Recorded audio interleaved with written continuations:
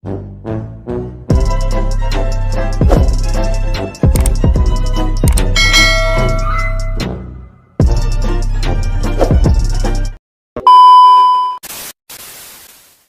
kita dengarkan cerita Timun Mas, cerita anak dari Jawa Tengah. Pada zaman dulu kala, hiduplah sepasang suami istri. Mereka adalah petani yang tinggal di sebuah desa di dekat hutan. Mereka hidup bahagia. Sayangnya, mereka belum dikaruniai seorang anak. Setiap hari mereka berdoa kepada Yang Maha Kuasa agar segera dikaruniai seorang anak. Suatu hari, seorang raksasa melewati tempat tinggal mereka. Raksasa itu kemudian memberi sebuah biji mentimun.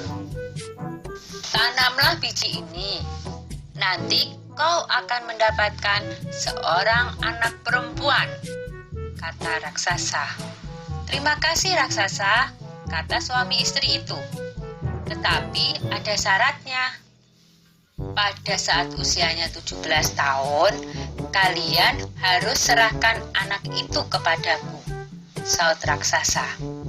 Tanpa pikir panjang, mereka segera menerima biji itu dan menyetujuinya.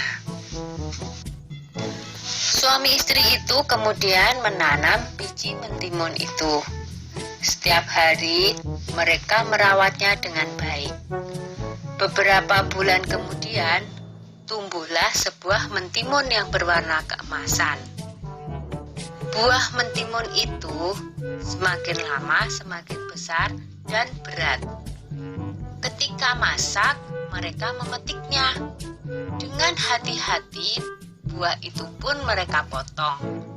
Betapa terkejutnya mereka, karena di dalam mentimun itu ada seorang anak bayi perempuan yang cantik dan lucu.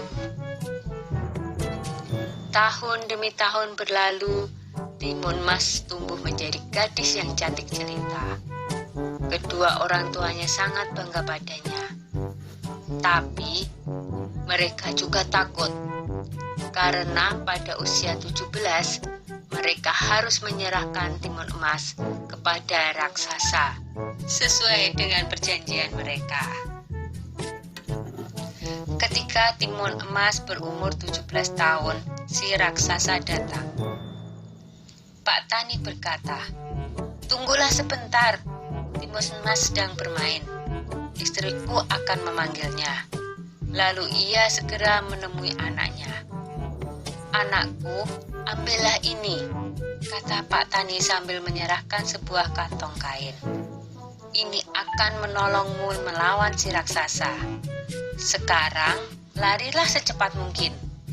Timun Mas pun segera melarikan diri. Raksasa segera berlari mengejar Timun Mas. Raksasa semakin dekat. Timun Mas segera mengambil segenggam garam dari kantong kainnya. Lalu, garam itu ditaburkannya ke arah raksasa. Tiba-tiba, muncullah sebuah laut di depan raksasa. Dia terpaksa berenang dengan susah payah. Timun Mas berlari lagi, tapi kemudian raksasa berhasil mendekatinya.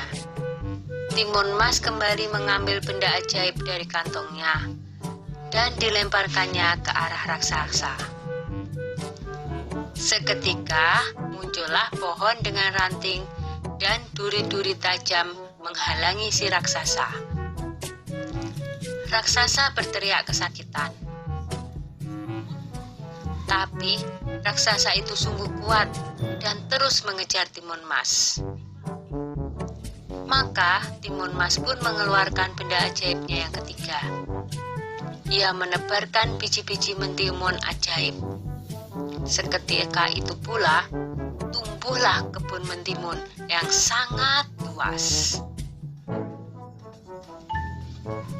Sampai akhirnya Timun Mas melemparkan benda ajaib terakhirnya, yaitu segenggam terasi udang yang berubah menjadi danau lumpur yang sangat luas.